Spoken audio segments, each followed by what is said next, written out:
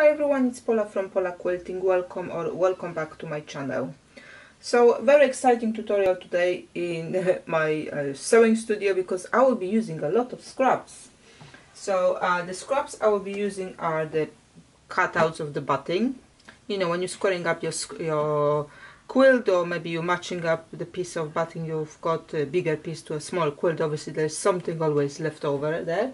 The second type of scraps I'm going to be using are those zips which I have bought. I have no clue when and why, and there's quite a few of those, so that's a good way of using something random in your sewing room.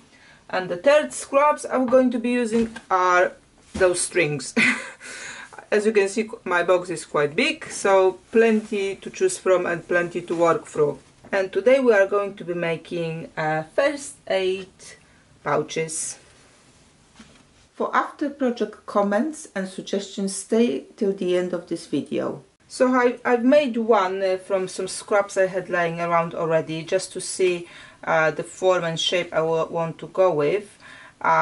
And those pouches are going to be donated to Southampton Street Angels, a group who's taking care of homeless people or people who are coming out from the homeless and they are at the moment in the shared houses.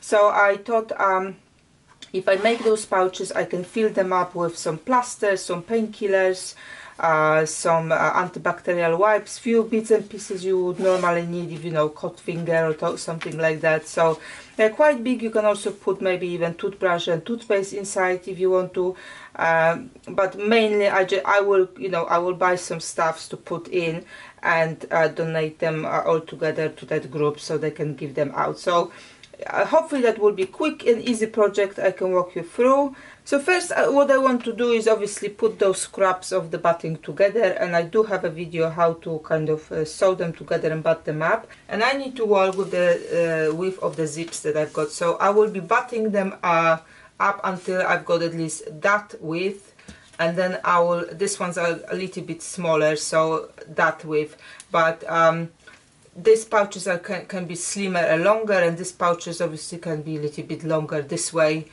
So either way they will probably be the similar size, just you know, in different direction. So like mentioned, I will now straight up one of the edges of those strips, pat them up together, zigzag, and prepare those kind of longish strips to start sewing on my fabric strips onto it.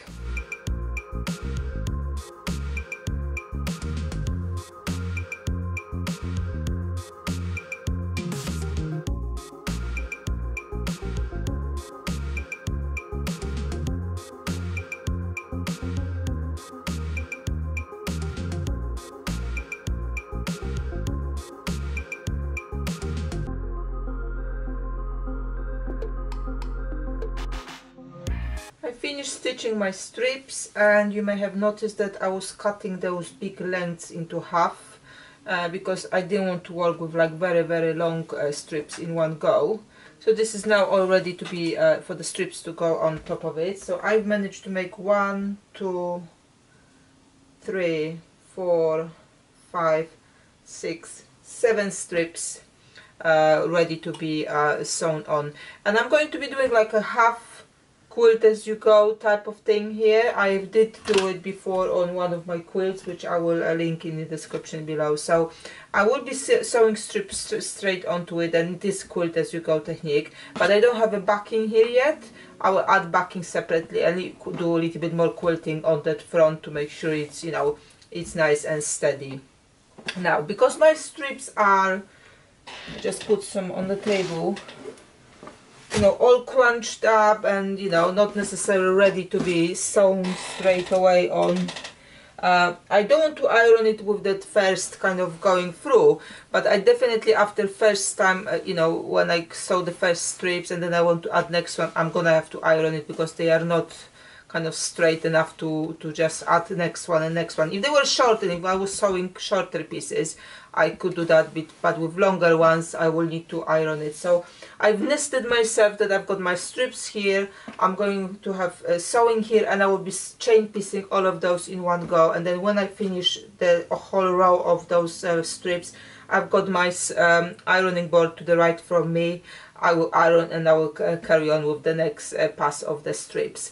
If you like, you could possibly cut those strips into, you know, lengths or widths of what you need. I will not do that. I will just cut as I go as well, just to speed up the process for me, and also because all of those strips are different widths, so I cannot kind of cut one. I'm gonna have to adjust it as I go. The stitch length, I normally use quite narrow stitch length, but I want to do it very quickly, and I'm still going to be quilting it again when I add the backing, so I don't need to actually have a very narrow stitch length here, which I normally use with all this kind of scraps. But here I can probably go even as high as 3. You know, the bigger the stitch length, the quicker you're kind of sewing. The smaller the stitch length, obviously will take longer. So first strip going on, I'll just try to, you know, it should stick to the batting like you would create your own design wall. You know, it's going to stick to it, so I'll just make sure it's nice and straight, but I'm not ironing yet. I will, like I said, I will add the ironing part after I do the first stitching. So then I'm adding the strip. Here I will trim now. And then I can sew. Allowance, I'm using more or less quarter. It doesn't have to be, depend on the strip. If I'm going to be stitching very narrow strip, maybe like something like that, I might even go like an 8.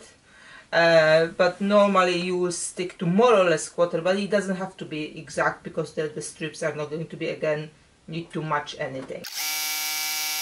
Okay, now I can feed next strip again.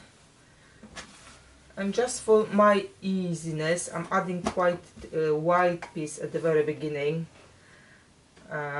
It's just because it's going to be easier for me to start.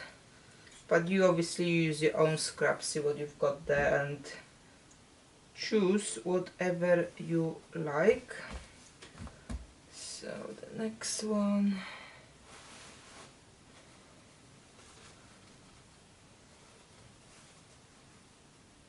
If I see something short like that, and I know I don't have any strips here which are going to be using short piece like that, I will put it aside so I don't have it back in the pile. To kind of, you know, that I have to go through it again.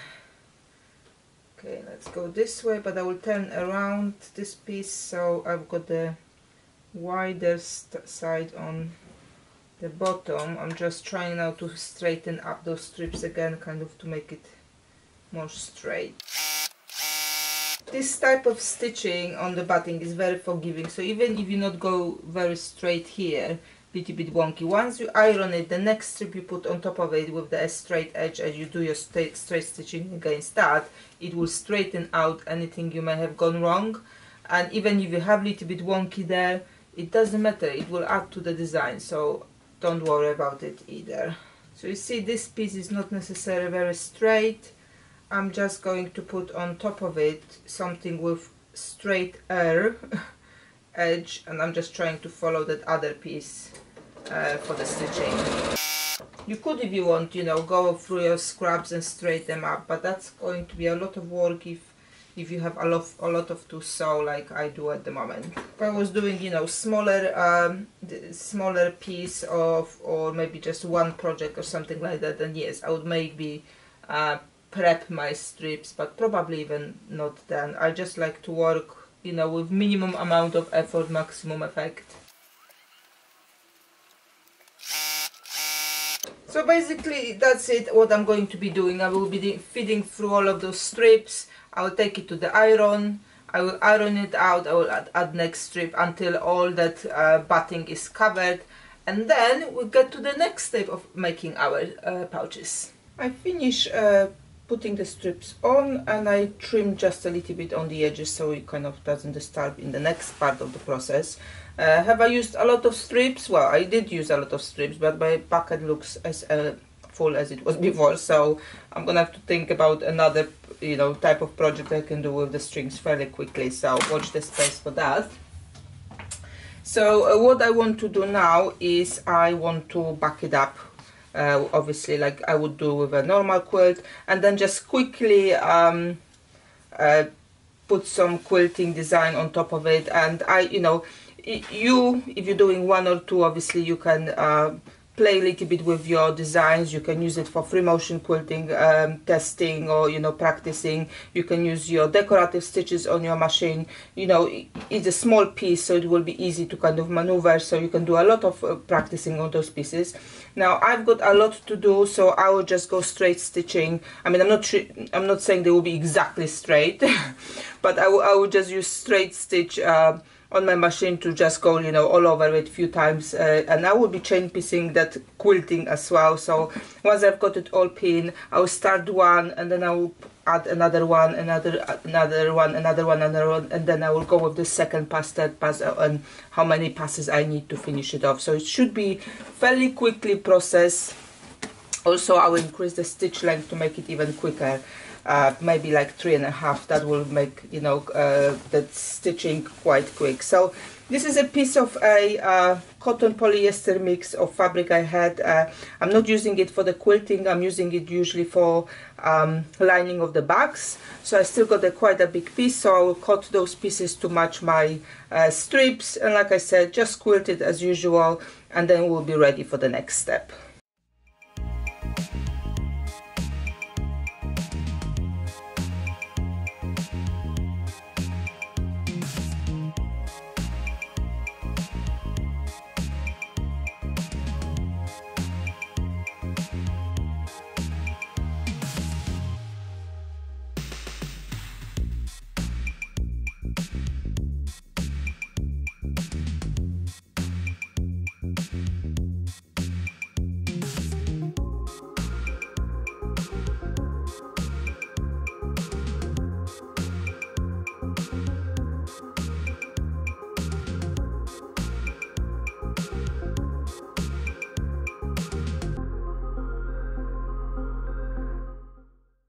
So I finished quilting all of my pieces, and I can now start cutting out the relevant sizes of the shapes. I've got 4 longer zips I want to use up. And how I measure what width of that pouch I want to make, I want to start, or I don't want to sew on that metal bead, and I don't want to sew behind the metal bead, and I don't want to sew behind that the head of the zipper as well. So I need to be with my size somewhere between this metal bead and the end of the zip here. So if I measure it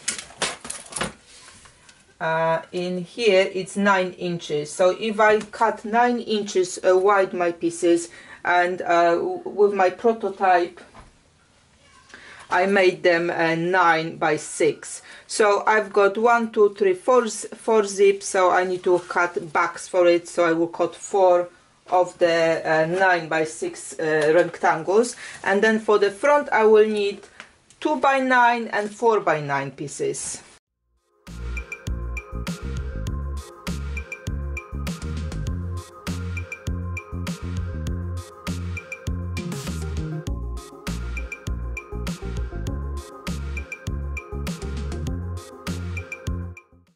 So I've got all my pieces cut, 4 by 9, I've got 2 by 9, so that will be for the front, and then 6 by 9 on the back. Again, direction, which way the strips would have gone, it doesn't matter. It depends what scraps you've got and how you've sewn your strips. You can cut them any direction you want, as far as the pieces are the size you want. So the next step will be to finish off all the, not all one edge of the pieces which is 4 by 9, and one edge of the piece which is 2 by 9, and that will be needed for the zip then go together. I will be using ready-made bias tape because it's just very quick to do. You can make your own, obviously, binding tape to finish it off, but I'm finding, if I buy that bias tape on the roll, it comes cheaply, and it's really increases the speed of how I finish my projects. So I will use this purple tape here. I've got a whole roll of it, so I can just crack on with it, and I will find matching thread as well, just to make it look nice. This is going to be like a proper mass production of those pieces, so I will be chain piecing all of those things. So as per normal kind of process of the binding, I will start on the back and then I will finish on the front. Ready-made bias, they've got, you know, nicely created grooves for you, so you just know exactly where you need to sew. Hence I don't need to have a quarter foot or any other foot on that one, and I can just crack on with it.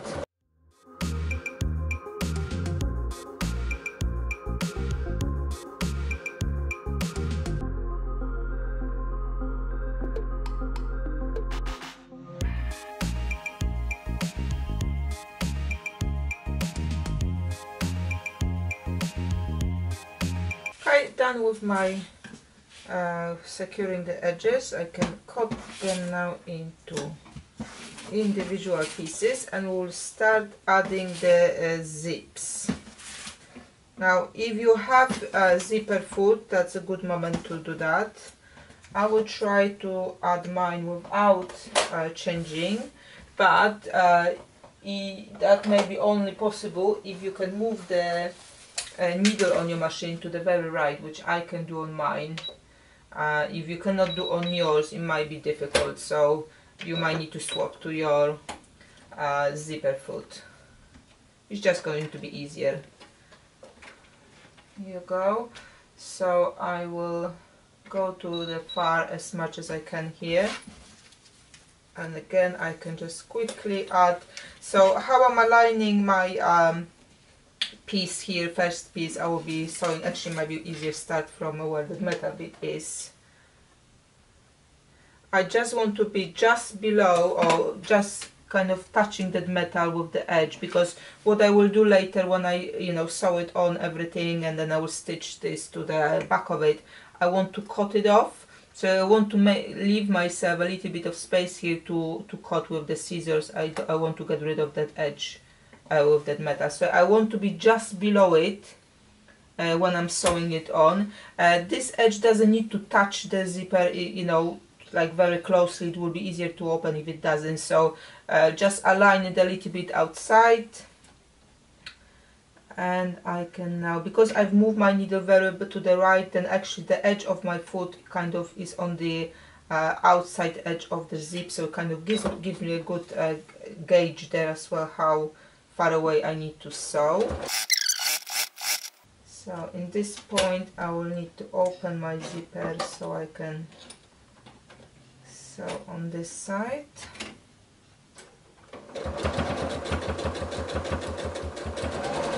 And basically without, you know, removing anything, I will start adding the next zipper in, and I will do it for all of the other pieces.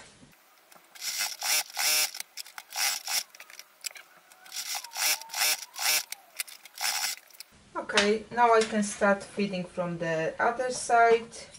I will just move my needle now to the other side as well. So if you're using your zipper foot, you would swap it to the other side, so you are to the very edge of the other side of the foot, and then I can start sewing the other side. It's easier to start from where that metal is, the side. You could try from the zipper side too, but I'm finding it easier to do it on this side.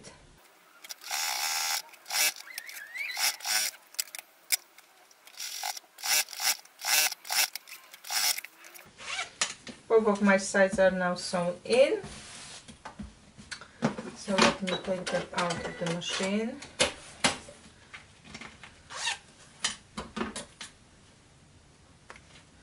And now I need to change, you know, square them up to 9 by 6, because obviously 2 plus 4 gave me 6. But then I've added the width of the zipper as well, so I need to now cut a little bit of dimension. And you can cut either from the top or bottom, it's up to you which part you want to have a bigger. It really is just a small snip here.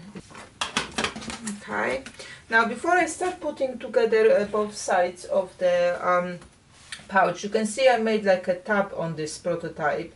and it's good, but I think I would like to have it on both sides, because the purpose of this tab was really just to make it easier to open and close the pouch. So on this side it makes it easier to open, but then when I want to close it, depending what's inside, may not necessarily be as kind of comfortable. So I will add small tabs on both of the sides, and I think I don't need more than about 3 inches for each of it.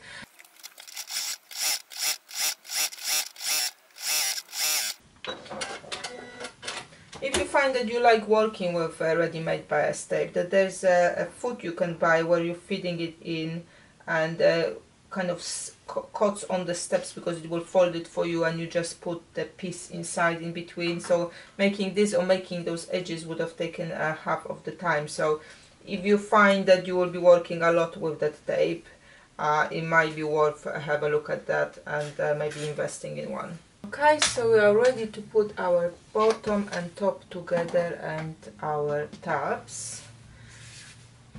So we are going to be finishing the edging with the bias tape. So we're putting left sides together here.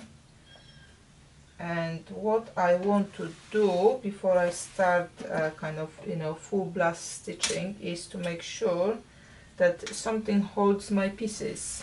So I will basically baste it all around about an 8 from the edges to make sure that when I will be finishing it off, nothing will be moving for me. You want to start stitching from that piece below the zipper here. So I'm still keeping my zip closed, and I will just go just below it and start from there. That will hold it in place when we go to the other side, and I'm gonna have to open the zip to stitch it. Slow down when you get to that zipper here. Now the needle will go through it with no problem, but your machine might be sensitive and stop, especially if you've got electronic one. So hand crank if you need to. Okay, so we're back here, and I need to now open the zipper, but because this one doesn't move anymore, it's going to be easier to make sure that it's as close as possible. And again, slow down here.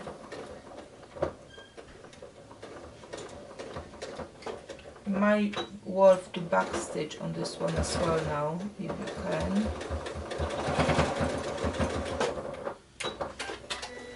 And I will actually go back to this place as well and do some extra stitches here too.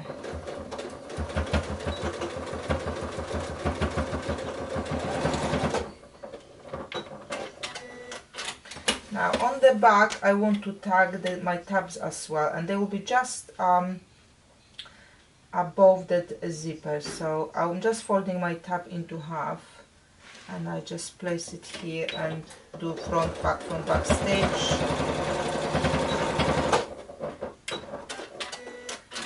Let's put the second one. I'm just tagging it here, but I tag it quite well, so I know it's not going to be moving.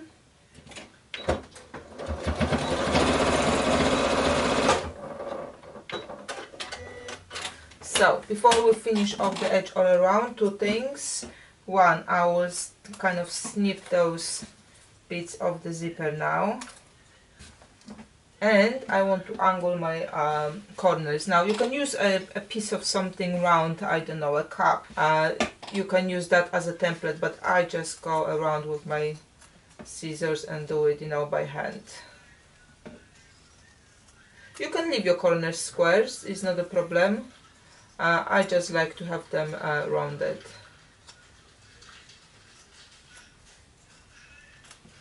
I'll just fold it into half and just check if they are more or less the same. I can still adjust if they're not, but they do look okay. So that's gone.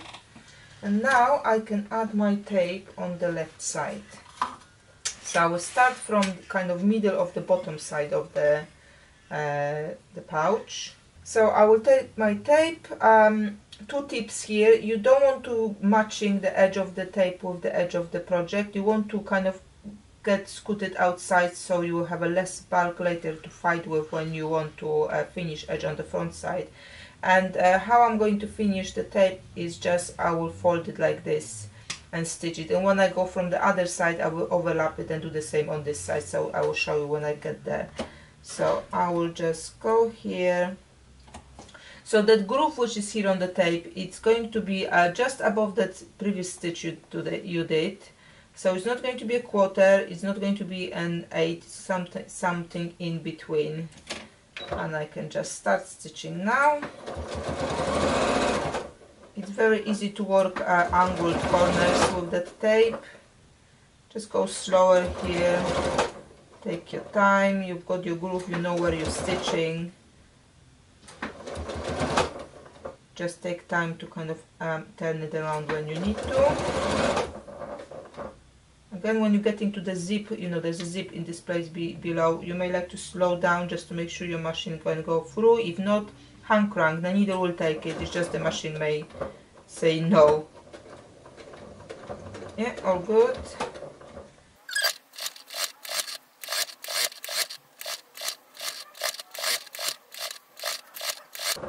Okay, so I'll come back to the beginning of that. I'll just cut the tape, open that bottom down and just fold it like this here. It will give us a nice finish at the front.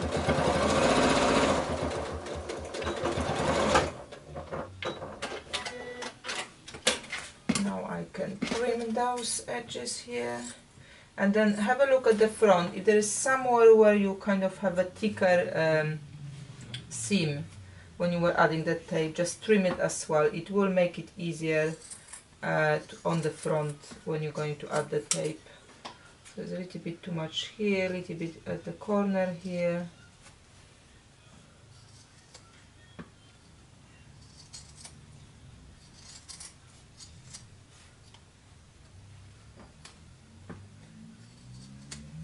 Just narrow down that stitch allowance here.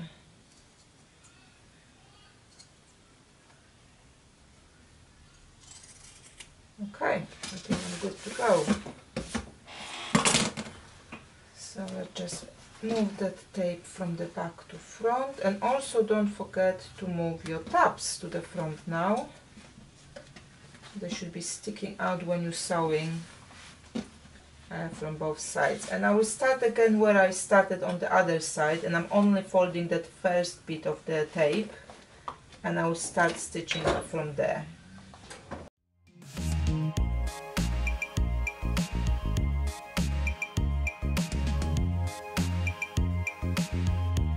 Now you could easily use a decorative stitch when you're stitching all that tape around. Me, I will just go around again with just straight stitch. Here we go, my pouch is ready. Snip those threads.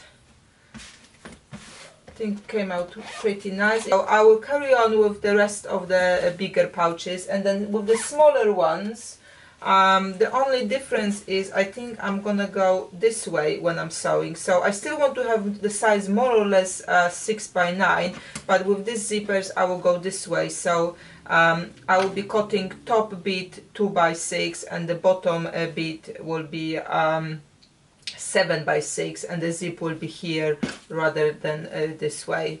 Or I might add the zip a little bit lower, I will see. I think I will stick to the 2 because I want to have a bigger pouch there. So that will be the only difference in the cutting, but how I'm going to put them together are going to be exactly the same. So let's test how that pouch would work. To each of those pouches I would like to add some small selection of plasters, some kind of wipes, those small wipes to clean your wound if you have one, a strip of painkillers and some dressing. So let's see if I can fit all of it inside.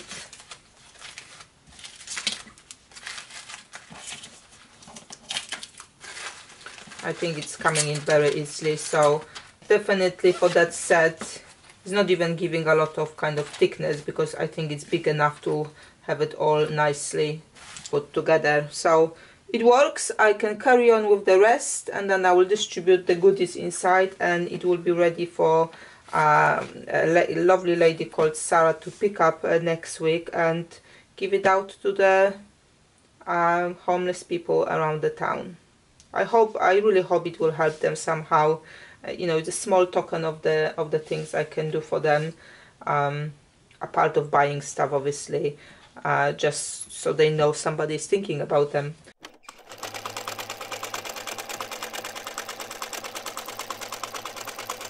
Since I've recorded this video, I have made a few more of my pouches. I've made bigger ones. This one holds all of my ready-made bias tapes. I just put it all inside. I've got one more which holds my embroidery stuff. Also, my kids have asked me to make some pouches for them for some smaller toys. One of them is using them for like playing cards, and other one asked for extra bits because he's got like a small game in here. And I've just attached some kind of cool keyring, and then also a small clasp so he can put it on the belt of his trousers when he's going around playing with those things. So that's, you know, that's how you can use it as well. I'm using my smaller pouch, the prototype I had, to put some sets of the thread with the bobbins I've wound up. I very often change between the project, and I change what I use for those projects. So if I've winded up, I don't know, 5 or 6 spools for that project, I'm just keeping it here with the threads they belong to together until I get back to that project and I finish using it. So basically you can adopt the size to whatever you want to put inside. Here I also use some random strips I had on the counting tape and some longer ones. This one comes quite grey on the back. This is quite transparent fabric, but it's because I've used as a batting an old grey blanket. I just used up all of my batting scraps. Can you imagine that? I've used up all of my batting scraps from one bucket. And I've used the old blanket I had. I have not been using it anymore. So, you know, you just look around the house. You don't have to even have to have batting scraps to do that project. I also did play some with my decorative stitches again, just to add a little bit of interest. So as mentioned, you can adjust the size to whatever you want to put in them. They are very quickly to make. Now you could possibly also replace a zipper with a buttons. The only thing I would do is that bit here would need to be wide enough, wider, to kind of overlap the bottom bit, so you can add you know, buttonholes and then buttons. So you don't even have to have a zips here. It will work with the buttons as well. Thank you for joining me today for this tutorial. I hope you will try to use your own scraps to make some pouches. They were quick to make and easy to make. We have not been boxing anything, so it was very nice project to make, especially if you haven't done any before. I'm still working on my second box of scraps. There will be at least few more tutorials how to use them up. Thank you for joining, thank you for watching, and see you next time.